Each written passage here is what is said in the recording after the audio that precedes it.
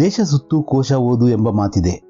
ಸದ್ಯಕ್ಕೆ ದೇಶ ಸುತ್ತುವುದು ಈ ಪ್ಯಾಂಡಮಿಕ್ ದಿನಗಳಲ್ಲಿ ಸಾಧ್ಯವಾಗುತ್ತಿಲ್ಲ. ಆದರೆ ಕೋಶ ಓದಿ ದೇಶವನ್ನ, ದೇಶದ ಪ್ರದೇಶಗಳನ್ನ, ಅಲ್ಲಿನ ಭೌಗೋಳಿಕ ವಿಶೇಷತೆಗಳನ್ನ, ಜನಜೀವನವನ್ನ, ಅಲ್ಲಿನ ಸಂಸ್ಕೃತಿ, ಆಚಾರ, ವಿಚಾರಗಳನ್ನ ತಿಳಿದುಕೊಳ್ಳಬಹುದು. ಆ ಪ್ರದೇಶಕ್ಕೆ ಸ್ವತಃ ಹೋಗಿ ಬಂದ ಅನುಭವ ಪಡೆದುಕೊಳ್ಳಲಾಗದಿದ್ದರೂ ಅದಕ್ಕೆ ಹತ್ತಿರದ ಹಿತಾನುಭವ ಎಂದಿನಿಂದಲೂ ಯಾತ್ರಾ ಬರಹಗಳು ನಮಗೆ ಒದಗಿಸುತ್ತಿವೆ. ಆ ಅಂಥ ಲೇಖಕರು ತಮ್ಮ ಈ ಯಾತ್ರಾ ಅನುಭವಗಳನ್ನ ಕಣ್ಣಿಗೆ ಕಟ್ಟಿದಂತೆ ವಿವರಿಸುತ್ತಾರೆ. ಹಿಂದಿ ಭಾಷೆಯ ಲೇಖಕರಾದ ಶ್ರೀ ಪ್ರದೀಪ್ ಪಂತ್ ರವರು ಸಹ ಈ ಬಗೆಯ ಸಾಕಷ್ಟು ಯಾತ್ರಾ ಲೇಖನಗಳನ್ನ ಬರೆದಿದ್ದಾರೆ. ಅವರೇ ಖುದ್ದು ಭೇಟಿ ನೀಡಿ ಬರೆದಿರುವ ಚೆರಾಪುಂಜಿ ಸೆ ಆಯಾ ಹೂಂ ಲೇಖನ ನಮ್ಮ 9ನೇ ತರಗತಿಯ 6ನೇ ಪಾಠವಾಗಿ ಪಠ್ಯ ಸೇರಿದೆ. ಆ ಪಾಠದ ಕುರಿತು ಇಂದು ಮಾತನಾಡೋಣ. बरसात, मेघ, पानी, झरने, इनकी बातें करते समय यह सबसे पहले हमें चेरापूंजी ही याद आती है. हमेशा बादलों से घिरा रहने वाला और इसी कारण मेघालय कहलाने वाला यह प्रदेश दुनिया में ही सबसे अधिक वर्षा के लिए जाना जाता है. आज इसी के बारे में हम जानने की कोशिश करेंगे. इस भाग में लेखक परिचय, पाठ का आशय और वाचन को देखेंगे. दूसरे भाग में पाठ का विश्लेषण करेंगे तथा तीसरा और अंतिम भाग में प्रश्न उत्तर, रिक्त स्थान की पूर्ति आदि सवालों का जवाबों को जानेंगे. ನಮ್ಮ ಹಿಂದಿ ಕ್ಲಾಸ್ಗೆ ತಮಗೆಲ್ಲ ಆತ್ಮೀಯ ಸ್ವಾಗತ. ಮೊಟ್ಟ ಮೊದಲು ಲೇಖಕರನ್ನ ಪರಿಚಯಿಸಿಕೊಳ್ಳೋಣ. सबसे पहले लेखक का परिचय को देखेंगे. प्रदीप पंत जी का जन्म लखनऊ के हल्द्वानी उत्तराखंड में 24 अप्रैल 1941 को हुआ. पंत जी के अब तक 6 उपन्यास प्रकाशित हुए हैं. पंत जी की कन्नड़ में अनुदित कहानियों का संकलन न्याय ಮತ್ತು इतर कथेಗಳು शीर्षक से प्रकाशित है. पंत जी के देश विदेश के यात्रा संस्मरणों के 4 संकलन हैं. ಪ್ರದೀಪ್ ಪಂತ್ ರವರು ಉತ್ತರಾಖಂಡದ ಲಖನೌನ ಹಲ್ದ್ವಾನಿ ಎಂಬಲ್ಲಿ 24 ಏಪ್ರಿಲ್ 1941ರಲ್ಲಿ ಜನಿಸ್ತಾರೆ. ಪಂತ್ ರವರು ಈವರೆಗೂ 6 ಉಪನ್ಯಾಸ ಅಂದ್ರೆ ಕಾದಂಬರಿಗಳನ್ನ, ನಾವೆಲ್ಸ್ ಅಂತೀವಲ್ಲ ಅವು, ಅವರ 6 ಕಾದಂಬರಿಗಳು ಇಲ್ಲಿವರೆಗೂ ಪ್ರಕಾಶನಗೊಂಡಿವೆ. ಅವರು ಬರೆದಿರತಕ್ಕಂತಹ ಕಥೆಗಳನ್ನ ಕನ್ನಡದಲ್ಲಿ ನ್ಯಾಯ ಮತ್ತು ಇತರ ಕಥೆಗಳು ಎಂಬ ಶೀರ್ಷಿಕೆಯ ಅಡಿಯಲ್ಲಿ ಪ್ರಕಾಶಿಸಲಾಗಿದೆ. ಪಂತ್ ರವರು ದೇಶ ವಿದೇಶದ ಯಾತ್ರೆಗಳನ್ನ, ಅಲ್ಲಿಯ ನೆನಪುಗಳನ್ನ 4 ಸಂಕಲನಗಳಲ್ಲಿ ಹೊರತಂದಿದ್ದಾರೆ. पंडित जवाहरलाल नेहरू पर उत्कृष्ट लेखन के लिए पंत जी को जर्नलिस्ट्स वेलफेयर फाउंडेशन का यूरोप भ्रमण पुरस्कार, उत्तर प्रदेश हिंदी संस्थान का प्रेमचंद अनुशंसा पुरस्कार, हिंदी अकादमी द्वारा 2 बार साहित्यिक कृति पुरस्कार प्राप्त हैं.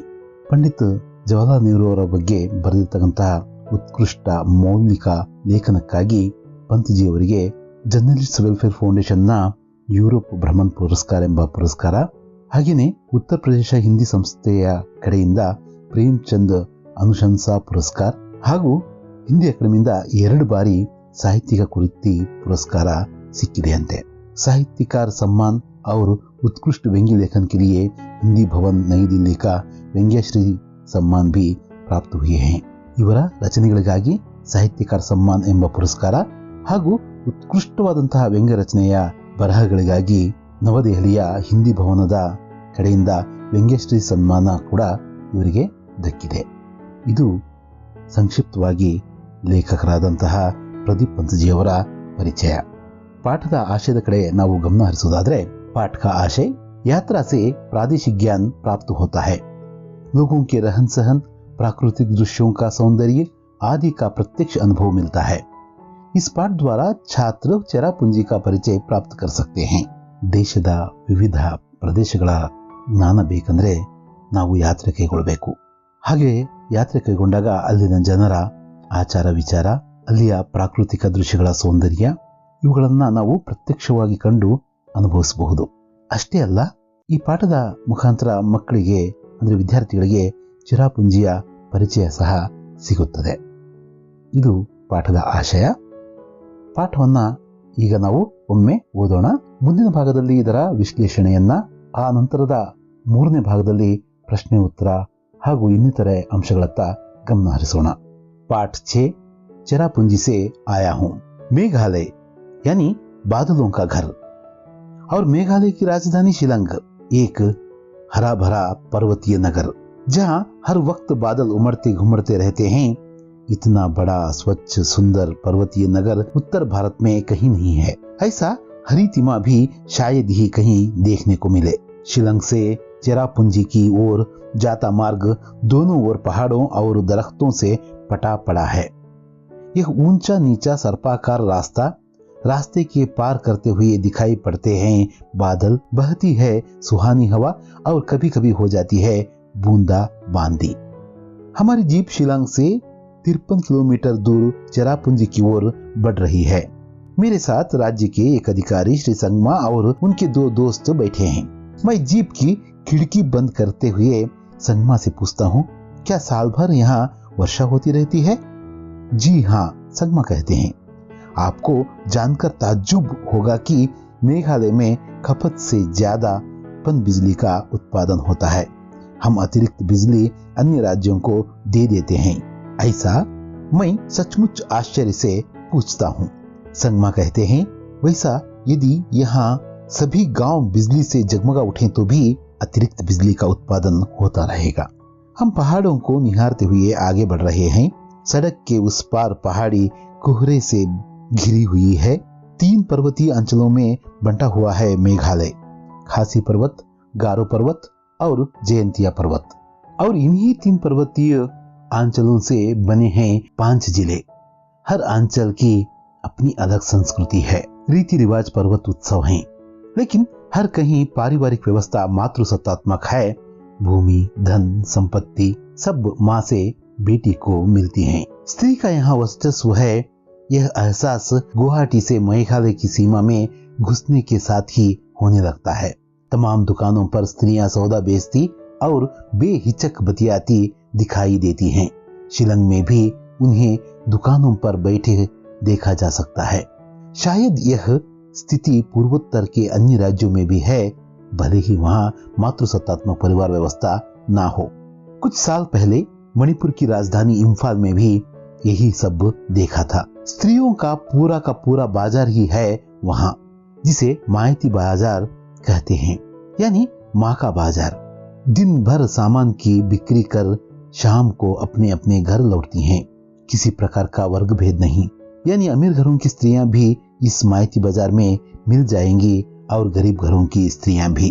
तभी एक मोड़ निकलने पर चेरापूंजी का छोटा सा बाजार दिखाई पड़ता है और इस बाजार में भी दुकानों पर बैठी हैं महिलाएं।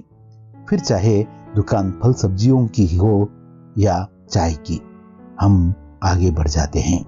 कुछ आगे बढ़कर संगमा ने जीप रुकवा दी। हम सभी नीचे उतर गए। सामने दिखाई पड़ रहा है नोशंग थियांग प्रपात, जो मास माई प्रपात के नाम से लोकप्रिय है। ऊंचे पहाड़ से सैकड़ों फुट नीचे पानी लगातार बेरोक टोक गिर रहा है। यह देखिए, सामने रहा बांग्लादेश। संगमा के साथियों में से एक कहता है, अभी अभी जब जीप से उतरे थे हल्की धूप थी और अभी क्षण भर बाद ही बादल घिरे और हल्की हल्की वर्षा होने लगी। मैं संगमा के आगे अपना पुराना सवाल दोहराता हूँ, क्या साल भर यहाँ वर्षा होती रहती है? संगमा हंसते हुए कहते हैं, पंत साहब, यह चेरापूंजी है। हाँ, ख्याल आया, यह चेरापूंजी है। समुद्र की सतह से कोई 1300 मीटर ऊपर, जो विश्व में सबसे अधिक वर्षा वाले स्थान के लिए प्रसिद्ध है। हम लोग कभी कलकल छलछल करते प्रपात को निहार रहे हैं, कभी पानी से घिरे बांग्लादेश के भूभाग को। वर्षा फिर बंद हो गई है, धूप फिर खिल आई है। इसी तरह वर्षा, धूप, कोहरे की लुका छिपी का खेल चलता रहता है यहाँ। हम लोग अब जीप में बैठकर लौट रहे हैं। संगमा रास्ते में खासी, जयंतिया और गारो पहाड़ियों के लोगों के बारे में बताने लगते हैं। वे कहते हैं, खासियों को यहाँ सम्मान की दृष्टि से देखा जाता है। करीब 6 लाख गारो लोगों की मातृभूमि है गारो पर्वतमालाएं। यह माना जाता है कि गारो समूह बोडो जाति का अंग है। नोंग क्रेम खासियों का प्रमुख नृत्य है। जयंतिया पहाड़ियों के उत्सव का नाम है बेहडेन खलाम। आगे चलकर एक स्थान पर जीप रुकती है। हम उतरते हैं। बगल में एक गोलाकार विशाल पत्थर है। संगमा बताते हैं, यह प्राकृतिक शिवलिंग है। सचमुच यह प्रकृति का आश्चर्य है और आश्चर्य तो मासमाई गांव की गुफाएं भी हैं। हमारी जीप इन गुफाओं के पास रुकती है। गुफाएं इतनी अंधेरी हैं कि मशाल या टार्च जलाए बिना उनमें प्रवेश नहीं कर सकते। संगमा का एक साथी कहता है, हमने मशालें जला ली हैं और हम गुफाओं के अंदर आगे बढ़ रहे हैं। अगल बगल ऊपर नीचे पत्थर। सदियों से ये गुफाएं इसी तरह हैं और दूर, बहुत दूर तक चली गई हैं। हम लोग कुछ दूर जाकर लौट पड़ते हैं, जैसे ಆಶ್ಚರ್ಯ ಲೋಕ से लौट रहे हैं। ಪಾಠವನ್ನು ಓದಿದ್ವಲ್ಲ, ಮುಂದಿನ ಭಾಗದಲ್ಲಿ ಇದರ ವಿಶ್ಲೇಷಣೆಯನ್ನ ಮಾಡೋಣ। ಧನ್ಯವಾದಗಳು।